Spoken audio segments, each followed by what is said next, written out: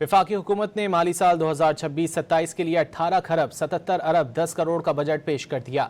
Budget में कर्जों पर सूद की अदायगी के लिए 8,000 अरब और दिफाई बजट के लिए 3,000 अरब रुपए मुख्तस किए गए हैं। बजट दस्तावेजात के मुताबिक वफाकी हुकूमत कर्जों की अदायगी और सूद की मद में 8 खरब 5 अरब 40 करोड़ रुपए खर्च करेगी। पेंशन की अदायगियों के लिए 1 खरब 16 अरब 90 करोड़ रुपए मुख्तस करने की तजवीज़ दी गई है। बजट दस्तावेजात के मुताबिक federal board of revenue FBR को 15 खरब 26 अरब 40 करोड़ रुपए टैक्स वसूली का हदफ दिया गया है।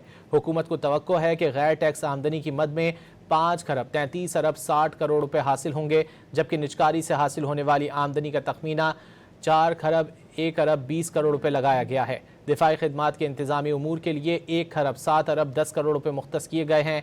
माली साल 2026-27 के दौरान सब्सिडीज़ की मद में 1 खरब 9 अरब 10 करोड़ रुपए रखने की तजवीज़ दी गई है।